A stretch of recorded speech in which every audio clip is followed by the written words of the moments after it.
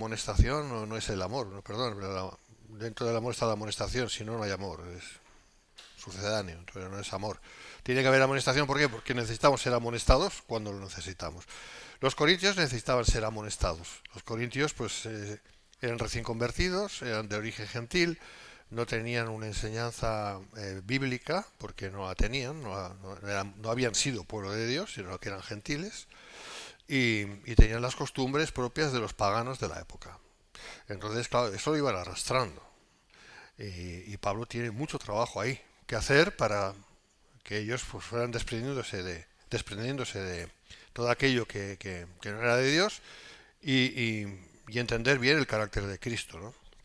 Entonces, Pablo se pone a sí mismo como ejemplo de cómo hay que hacer las cosas, de cómo hay que ser y cómo hay que hacer las cosas. Se pone él mismo como ejemplo. También habla de Apolos, en el mismo sentido. Y en este capítulo, como digo, titulado, o lo titulamos El Ministerio de los Apóstoles, pues realmente se trata de eso, de ver el servicio de los apóstoles como ejemplo a seguir. No para que seamos apóstoles como ellos, eso es imposible, pero sí el ejemplo en cuanto a conducta, etcétera, forma de hacer las cosas, etcétera, etcétera.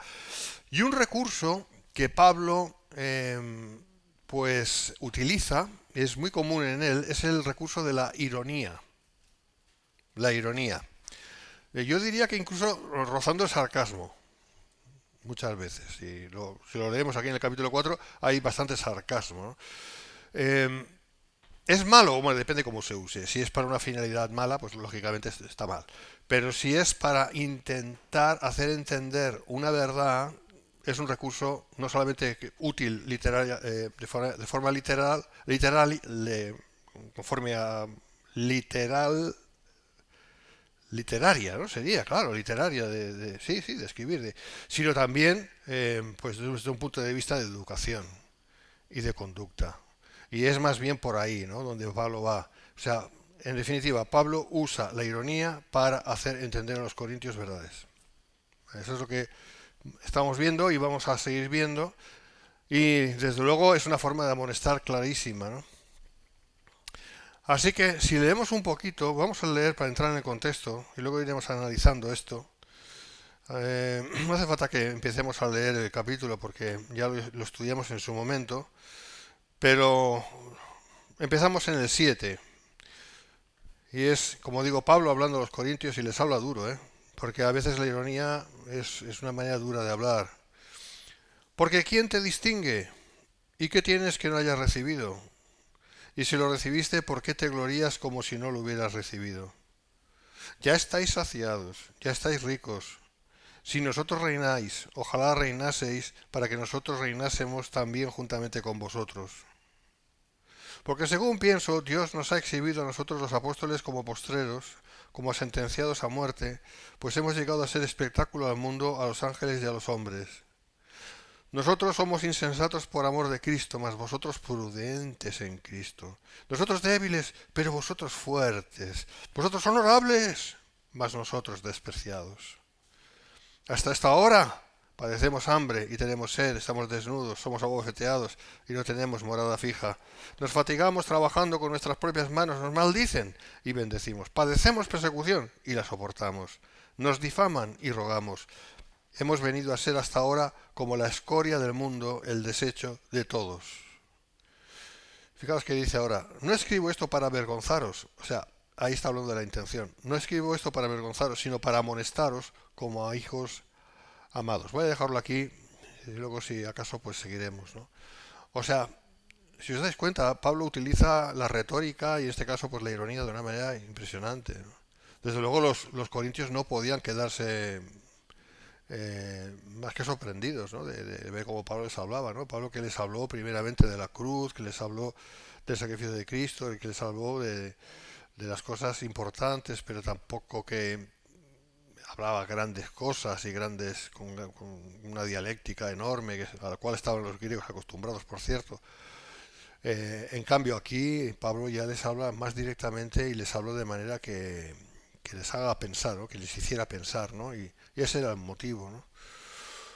Ya estáis saciados, ya estáis ricos, si nosotros reináis. Esto es ironía, ¿no? Ya estáis saciados, ya estáis ricos, sois ricos, si nosotros reináis, ¿no? Y vosotros ya habéis alcanzado todo, ya habéis llegado, Corintios, ya vosotros ya estáis, ya, vamos, en el cielo estáis ya, ¿no? Y dice, y ojalá reinaseis para que nosotros reinásemos también juntamente con vosotros. O sea, lo que está haciendo Pablo es que ellos no están reinando. O sea, ellos, los apóstoles, no estaban reinando. Eso es interesante porque hoy en día es todo lo contrario. Se presenta un evangelio del reino falso, en el cual pues hay los grandes, entre comillas, grandes apóstoles que ya reinan, ¿no? Y reinan sobre las iglesias y reinan sobre... y en cambio Pablo no, Pablo dice que no reinaba, que no estaba reinando, ¿no? Entonces, ¿quién es más grande? ¿Pablo, estos apóstoles falsos o Pablo? ¿Quién es más grande? Hombre, Pablo no, y sin embargo no reinaba, ¿no? Es para pensar, ¿no?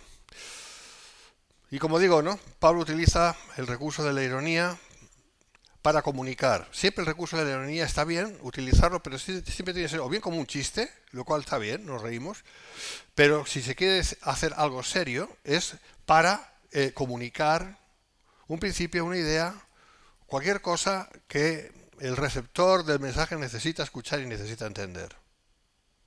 A veces se dice lo contrario para que se entienda realmente lo que es lo que se quiere decir, ¿no? Y se dice lo contrario, ¿no? Pero en realidad es lo opuesto. Esta es la ironía. Entonces, aquí lo que vemos es la supuesta superioridad de los corintios. O sea, los corintios, tenemos que entender que los corintios eran griegos, supergriegos, era lo más griego. En aquella época, en aquel tiempo, Grecia era la nación hegemónica por excelencia. También era Roma, ya lo sé, pero Roma no sería Roma, no hubiera existido si no hubiera existido Grecia. Los griegos eran como la madre de todas las naciones. Eran bueno, ahí tenemos el principio de Alejandro Magno, siglos atrás, lo que conquistó, y por eso Grecia fue grande. ¿Por qué? Porque tuvo su Alejandro Magno, ¿no? El idioma griego se expandió por todas partes. O sea, tenían humanamente razones para pensar que eran superiores. Tenían razones para pensar que eran superiores, humanamente hablando, ¿no?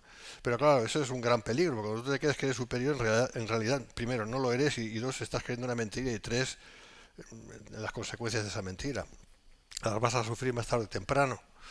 Pero eso es lo que les pasaba a los corintios, que a pesar de que eran cristianos, no todos eran cristianos en la iglesia, pero sí había gente cristiana, eh, tenían aún ese estigma, tenían el estigma de la supuesta falsa superioridad, se creían que eran más incluso que Pablo, ¿no?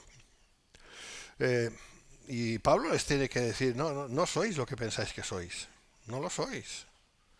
Pero no lo dice así directamente, utiliza la ironía para hacerles entender justamente esa verdad, que no eran lo que pretendían ser, ¿no? Vivían en una ilusión. Fíjate que dice, ese ya estáis saciados, ya estáis ricos, expresa una peligrosa satisfacción de sí mismos. En realidad, cuando uno dice que o piensa que está saciado, que ya ha llegado, que ya lo tiene todo, en realidad no tiene nada, ¿no? Y está viviendo en el error del orgullo, ¿no? Es así. Orgullo, pues es orgullo espiritual, de creerse superior, espiritualmente hablando, de creerse que sabe todo, que puede todo, que lo entiende todo, que no sé qué, no sé cuánto, y cuando crees que lo sabes todo, no sabes nada en realidad, ¿no? Sin nosotros, dice, y no dice sin nuestra ayuda. Pablo dice sin nosotros, no dice sin nuestra ayuda. Expresamente declara sin nuestra compañía reináis, es decir, que ellos ya habían llegado, mientras que los apóstoles aún no habían llegado. Los apóstoles, que eran los de Cristo, que estaban vivos entonces y tenían el ministerio, Pablo entre ellos, pues no llegaban a la altura de los corintios. Los corintios, por su calidad europea, occidental, ¿eh? Eh, herederos del gran y apoteósico imperio griego, ¿no? Heleno macedónico, pues pues pensaba de que bueno, que tenían vamos, sus genes, en su sangre había ahí, corría la sangre de reyes y de conquistadores, la sangre de Alejandro Magno y de todos los que pudieras imaginar, y por lo tanto pues eran superiores. Y Pablo le está diciendo, no sois nada, no sois nada, sin Cristo no sois nada. Y me necesitáis, no a mí, a Pablo, sino al mensaje que Dios ha puesto en mi boca para vosotros. Y ¿lo entendieron? Pues bueno, algunos sí, otros no. ¿Eh? Pero esto es un mensaje para todas las iglesias. O sea, quien se crea superior en algún sentido, superior en cuanto a valor, se está totalmente equivocado. Porque todos tenemos el mismo valor. Y ya veremos, ¿no? Lo que dice, cuando dice, ¿por qué? ¿Quién te distingue? ¿O qué tienes tú que no hayas recibido? Llegaremos ahí. Muy interesante esto, ¿no? Muy interesante. O creo que lo vimos. ¿No? Sí, me gustaría repetirlo. Versículo 7 dice, porque ¿quién te distingue? ¿O qué tienes que no hayas recibido? O sea, si tú tienes algo, es porque te ha sido dado, no porque tú lo hayas creado. Si tú eres inteligente, está muy bien. Si tú tienes dones para esto, para lo otro, o para cualquier cosa que tengas, genial. Disfrútalo. Que sea para la gloria de Dios, que sea también para el beneficio y el servicio a los demás, pero no te creas que por tener estas cosas tú eres más que los demás que a lo mejor no tienen estas cosas. No lo eres. Por eso, fíjate, ¿quién te distingue? ¿Te distingues tú mismo? Pues haces mal. ¿O qué tienes que no hayas recibido? Y si lo recibiste, si lo recibiste, o sea, si tú mismo estás aceptando el hecho de que tú recibiste esto, que tú no lo provocaste, sino que te fue dado, ¿por qué te glorías? O sea, ¿por qué glorías? No es una palabra que no utilizamos nosotros. ¿Por qué por qué te pones orgulloso, ¿no? Como en la canción, ¿no? ¿Por qué te pones orgullosa por ser tan guapa, ¿no? ¿Por qué te glorías como si no lo hubieras recibido? O sea, ¿por qué te glorías como si no lo hubieras recibido de parte de Dios, sino que tú mismo lo hayas provocado porque tú eres especial? Este es el problema de la sociedad actual, ¿no? Que se enseña que cada uno tiene su propia verdad y que cada uno es Dios de sí mismo, ¿no? Entonces, claro, si cada uno es Dios de sí mismo, pues la gloria para uno mismo. Ese es el gran error, tremendo error de esta sociedad. Y nosotros los cristianos no podemos estar cayendo en esa trampa, ¿no? Así que esos griegos tenían mucho que aprender, mucho, mucho que aprender. Los corintios pretendían disfrutar de una total independencia, dejando de lado al que les llevó a Cristo, esto es a Pablo, que fácilmente se puede llegar a olvidar a las personas que te han ayudado, que te han hecho algo por ti. Eso no, es propio de la naturaleza humana, pero es algo que hay que combatir. Por eso el mismo Pablo dice, inspirado por el Espíritu Santo, no seáis deudores de nadie, ¿no? No seáis deudores. El no ser agradecido es ser deudor.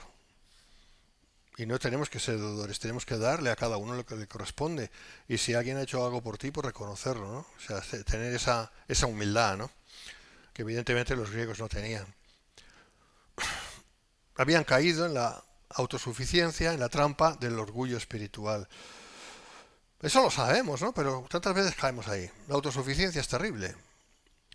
El problema es dónde está el límite. Porque claro, también es verdad que somos llamados a ser emprendedores, ¿no? A tomar decisiones, a hacer algo, no quedarnos ahí sentados sin hacer nada, ¿no? No, es que yo no quiero ser autosuficiente.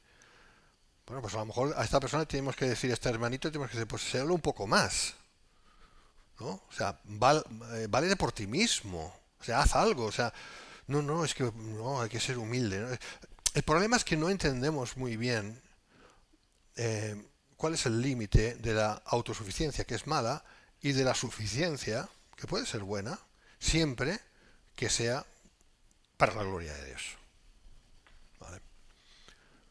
Pero ahí es ahí donde tenemos que también saber dónde estamos, ¿no?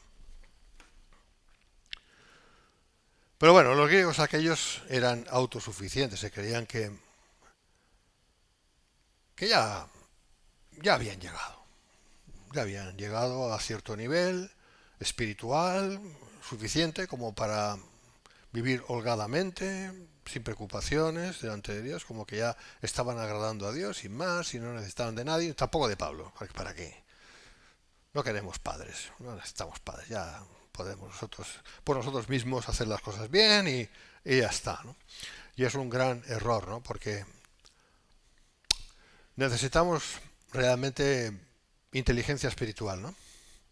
Entender las cosas, entender dónde estamos respecto de Dios y respecto de los demás, ¿no?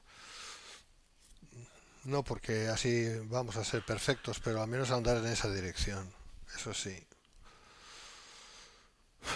Porque estos, en realidad, estos corintios, lo que les pasaba es que iban en la línea de la rebelión, de la rebeldía, llegando a obviar la autoridad apostólica. O sea, es que, vamos a ver, es que Pablo tenía la autoridad apostólica. Hoy en día no hay nadie aquí sobre la tierra que tenga autoridad apostólica. No, no existe eso, porque no hay apóstoles de Cristo, como ya sabemos, ¿no? Aunque algunos pretendan ser apóstoles de Cristo. Están engañándose a sí mismos y engañan a los demás. No hay apóstoles de Cristo, pero entonces sí los había, porque era necesario. Y necesario e imprescindible, porque el Evangelio era nuevo, era una novedad. Entonces iba corriendo y eran los apóstoles y sus ayudantes los encargados de divulgarlo. Claro, ¿te imaginas ser creyente entonces y decir, no, Pablo, es que tú no me vas a enseñar nada nuevo? Lo que yo sé, lo sé y no necesito de ti ni necesito de ninguna dirección tuya, porque ¿para qué? No. Esta era la actitud de los corintios, es terrible, ¿eh? Al punto que Pablo tiene que defender su ministerio, lo cual es triste. Es triste, ¿no? Triste que llegue a ese punto, quiere decir. Pero Pablo tenía que hacer, claro. Es palabra de Dios también.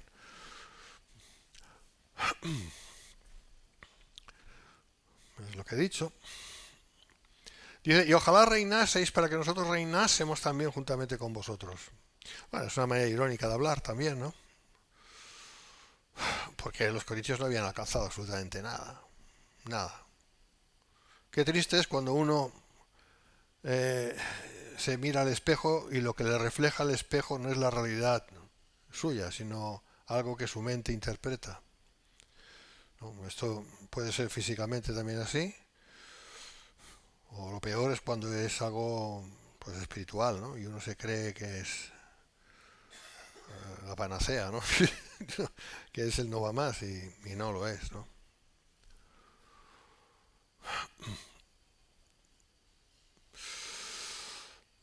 Y pues esto es lo que hay.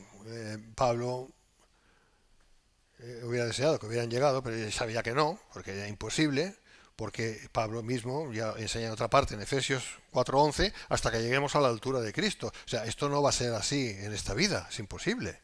En esta vida no se puede. Es cuando lleguemos arriba. Entonces aquí no se puede reinar, entre otras cosas porque la iglesia es peregrina, la iglesia no reina. La iglesia es algo raro aquí en el mundo. Somos raros. ¿Sabías eso? Somos muy raros, raros en el mejor de los sentidos, ¿eh? Porque somos algo peor que eso para muchos. Somos el enemigo, somos detestables, somos aborrecibles. Pero no es que lo seamos. El mundo es aborrecible. Lo que pasa es que estamos en el mundo y ellos interpretan al revés las cosas, ¿no? En fin, no reinamos. Tantos cristianos confesos que profesan ser cristianos dicen que ya reinamos y enseñan eso, están tan equivocados. Están en el mismo espíritu de los corintios, exactamente igual. El mismo espíritu de los corintios. Sí, hasta que no venga Cristo, nada. El orgullo espiritual es la peor de las cegueras, de verdad que sí, porque ciega espiritualmente. Y cuando estás cegado espiritualmente, andas totalmente perdido, ¿no? ¿Sabes? Crees que ves, porque el problema es ese, que crees que ves, pero no estás viendo nada. No estás viendo la realidad, estás viendo algo que es absolutamente confuso, confuso en el mejor de los casos. Normalmente, eh, que no tiene ni pies ni cabeza que conforme a la verdad, que no es conforme a la verdad, que es algo ilusorio, es algo que tú te has inventado, es algo que el enemigo ha puesto ahí, o las dos cosas.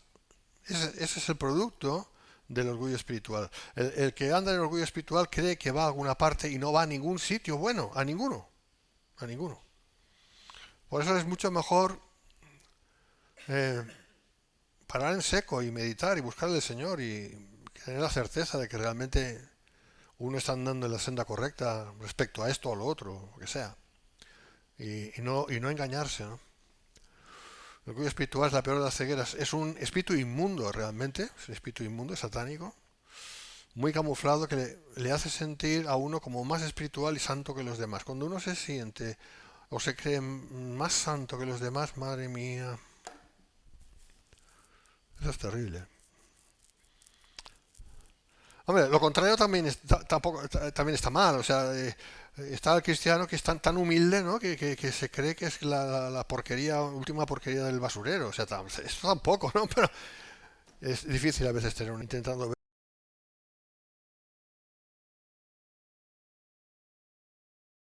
ver con estos ojos que poco cada vez ven peor. O sea, eh, pero desde luego sabemos que el orgullo espiritual es muy malo.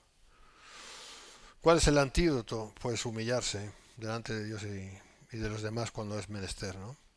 Andar en verdad, andar en verdad. La verdad que conoces, vívela. Y a Dios que te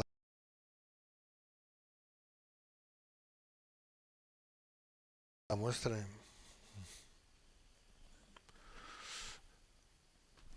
apartándote de este terrible pecado. Porque el que anda en orgullo espiritual cree que es libre, pero en realidad es esclavo. Es un espíritu que te esclaviza, te ata. No te deja ver, no te deja entender, espiritualmente hablando.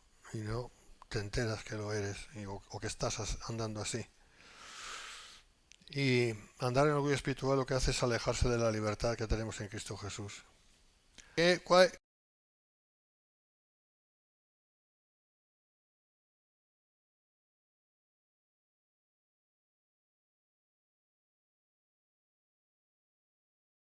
¿qué apóstoles son? Entonces es una pregunta muy importante para entender teológicamente el asunto. ¿Qué entendemos por apóstoles? Un apóstol es un enviado, un mensajero. Eso es un apóstol, ¿vale? Cuando Pablo está hablando de nosotros, ¿somos nosotros? No, ¿vale? No somos nosotros. Son ellos los que fueron. El ministerio apostólico de Cristo duró hasta que cada uno de ellos partieron de este mundo. Ahí se terminó. Ya sé que lo sabéis, pero es importante que lo recordemos y que no lo olvidemos. ¿Por qué no es necesario ya el ministerio apostólico de Cristo? Porque ya tenemos la revelación de Cristo en nuestras manos, que se llama Biblia. Entonces no necesitamos nada más, está todo aquí, ¿vale? Pero Pablo está hablando no de la Biblia, está hablando de ellos como personas. Y dice, Dios nos ha exhibido a nosotros los apóstoles como los últimos, como a los ángeles y a los hombres. Terrible, ¿no? ¿Cuál es la verdad que se desprende de aquí? Justamente lo que estaba mencionando hace un momento. Los apóstoles de Cristo eran lo más contrario al mundo que podemos imaginar. Lo más contrario al mundo. El mundo entero está bajo eh, la antítesis del maligno. No todo, pero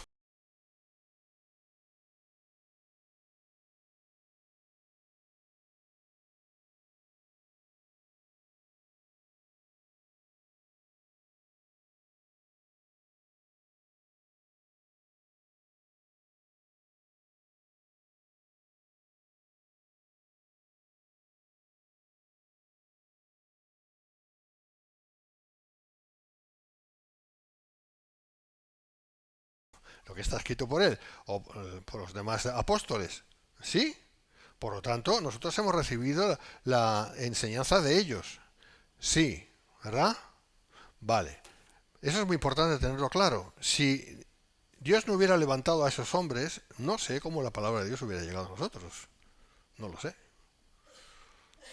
Que Dios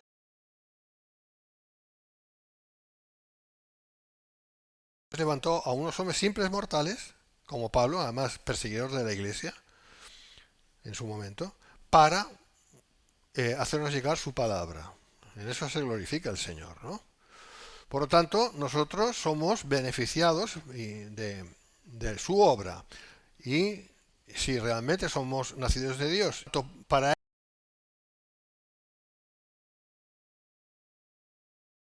ellos, los apóstoles, los que nos precedieron, como para nosotros, milicia de Cristo, ¿verdad?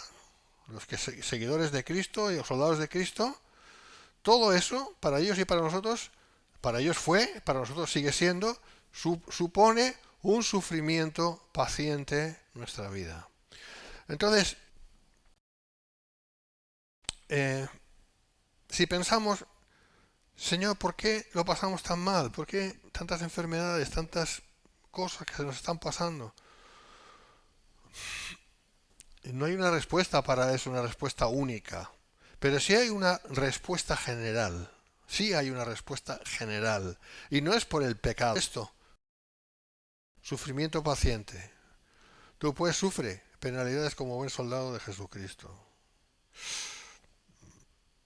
¿Y qué penalidades son estas? Porque hay penalidades que son derivadas del pecado. A estas no me estoy yo refiriendo ahora. Esto ya es la obra de Dios en cada uno y cada uno tendrá que dar cuentas a Dios, etcétera. Pero hay algo general para todos, que fue para aquellos apóstoles de Cristo y que es para los cristianos de todas las épocas y en esta época para nosotros. Pues es esa.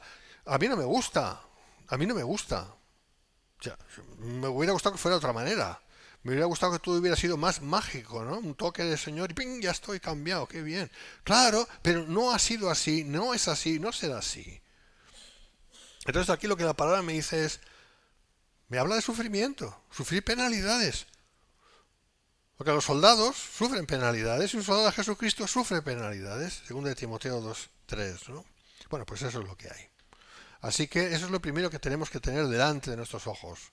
Cuando estemos pasándolo mal, cuando tengamos problemas, si no vemos una causa clara, pues bueno, pues podemos pensar que esto es por esto. Porque somos llamados a sufrir en este mundo. La primera razón es porque este mundo es antagónico, es enemigo nuestro. Es enemigo de Cristo, por lo tanto es enemigo nuestro. Por eso la palabra de Dios dice, no améis este mundo. Porque la tentación es amar este mundo y ser como del mundo. Para no sufrir, para tener los beneficios de este mundo, que son temporales. Esa es la tentación.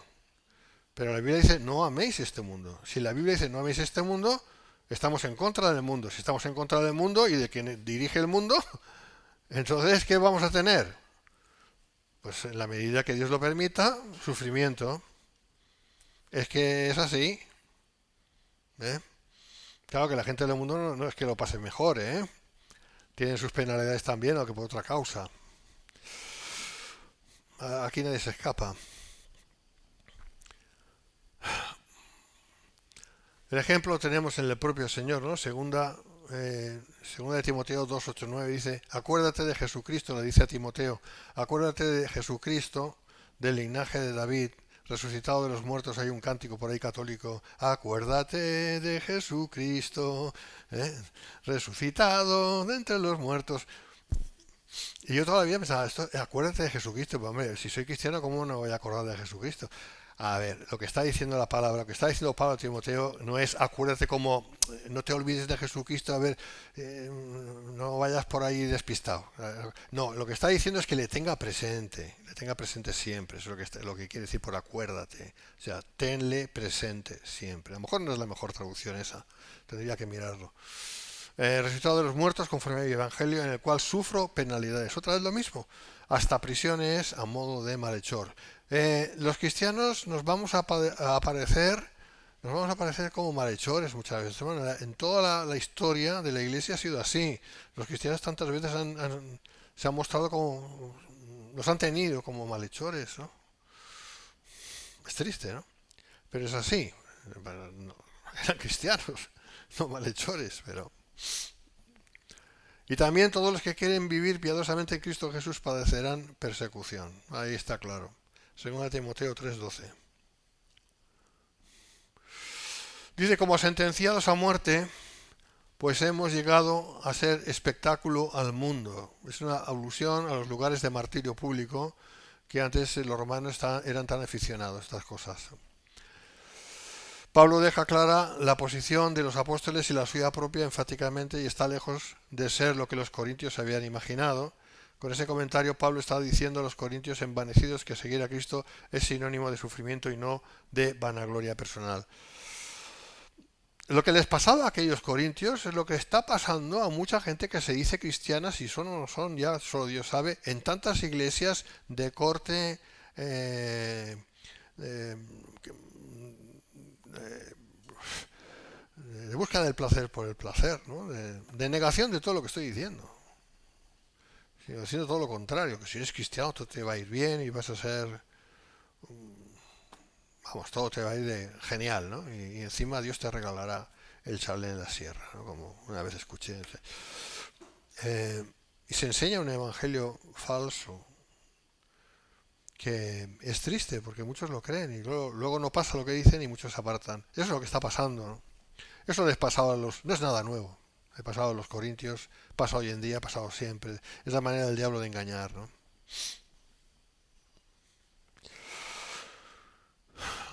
Dice espectáculo de los ángeles, no especifica si son ángeles buenos o malos. Es igual. Nosotros somos insensatos por amor de Cristo, mas vosotros prudentes en Cristo, nosotros débiles, mas vosotros fuertes, vosotros honorables, mas nosotros despreciados. Bueno, esto es ironía pura y dura, ¿eh?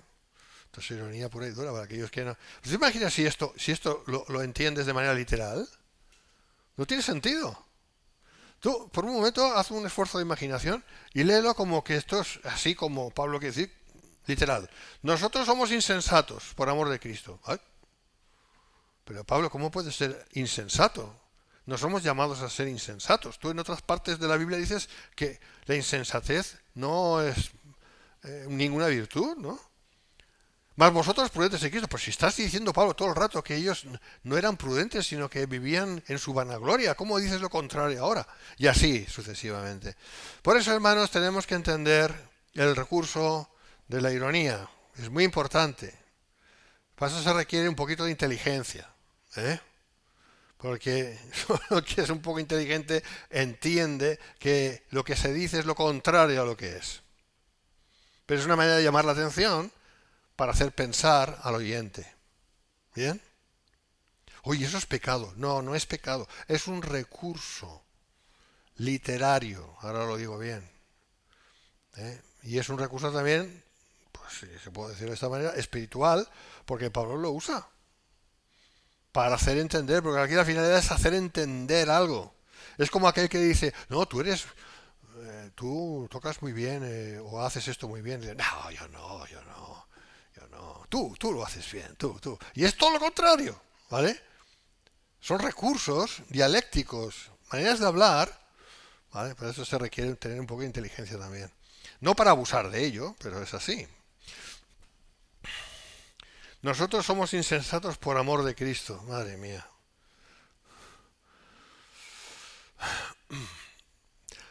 Es verdad que el mundo les tenía por insensatos, pero ¿eran insensatos?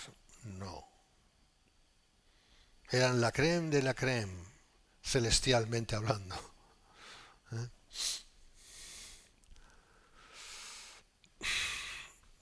En definitiva, nos importa bien poco lo que el mundo piense de nosotros. De hecho, te voy a decir una cosa, te tiene que importar bien poco lo que los demás piensen de ti. Te tiene que importar bien poco. Si tú estás haciendo lo que crees que tienes que hacer, y sé cómo tienes que ser, y decir lo que tengas que decir, y...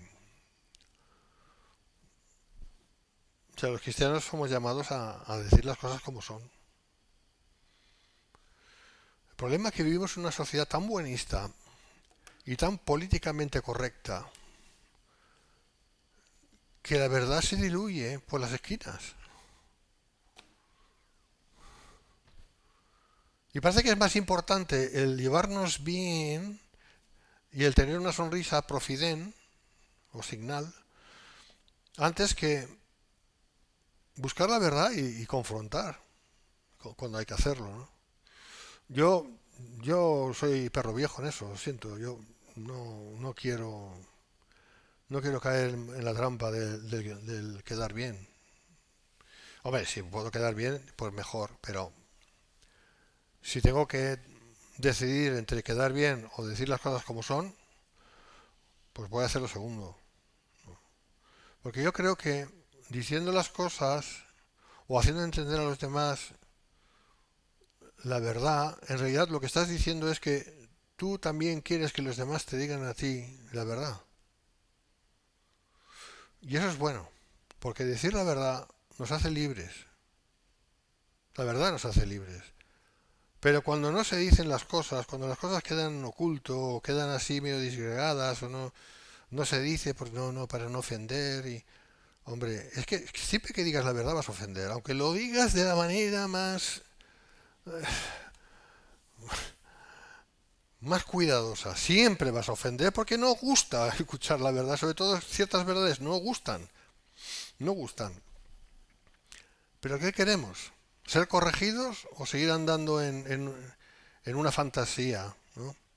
Yo creo que la fantasía está bien cuando vemos una película de Disney, pero bueno, depende de qué película. Pero la fantasía no tiene que ser la base de nuestra vida, porque entonces estamos perdidos, estamos creyendo mentiras y eso no es bueno. Es mucho mejor decir la verdad, aunque duela, ¿no? Pablo es lo que hace con los corintios. Pablo le dice a los corintios la verdad. Utiliza mil recursos, incluso el de la ironía, incluso el del sarcasmo. Lo hace. ¿Por qué? Porque quiere comunicarles, quiere que entiendan.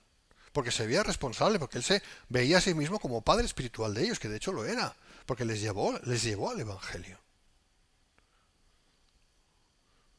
Entonces no temas decir las cosas, dilas de la mejor manera posible, eso sí, no es necesario ser bruto, eso no. Pero decir las cosas y hacer que le... Si tú ves que necesitas el hermano o la hermana, quien sea, recibir una verdad, pues dísela.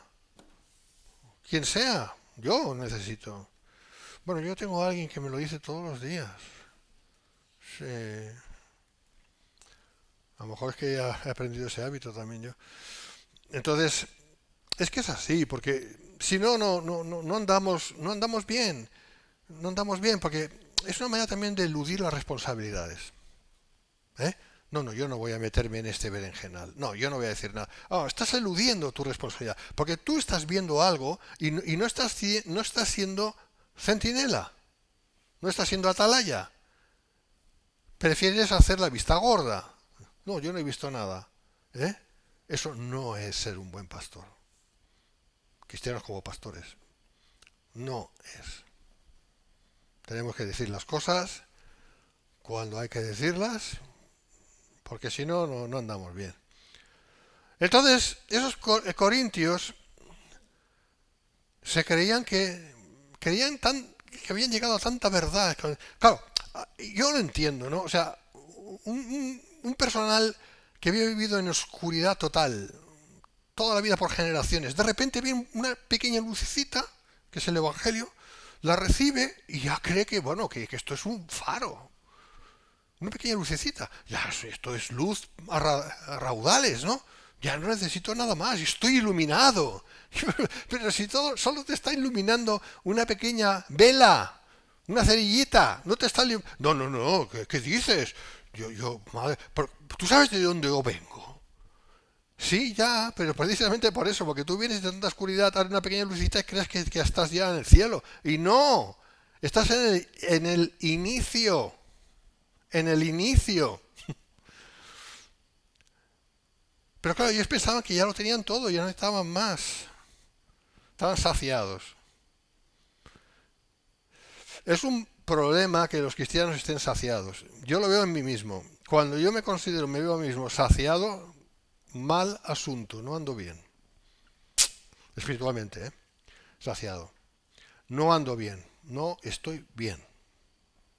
Y necesito intervención de Dios que me haga, que me muestre. No, Miguel, no. Porque ya he tenido experiencias en la vida. Ya he tenido experiencias. Ya vas entendiendo lo que pasa. Y cuando uno cree que ya ha llegado a un punto de... No, estás en un engaño. Así que necesitamos que se nos abran los ojos y necesitamos tener apetito. Apetito espiritual. ¿Se entiende?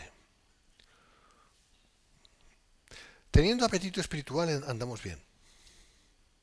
Si no tenemos apetito espiritual, estamos mal. Es así. Sea quien sea. Este o quien sea. Es así.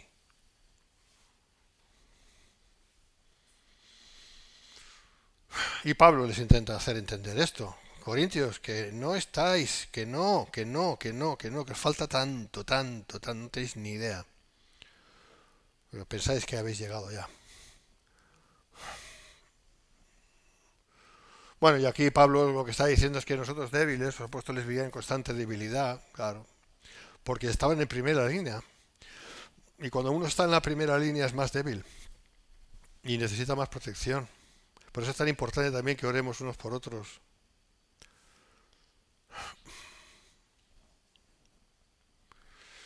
Ya para ir terminando, espérate.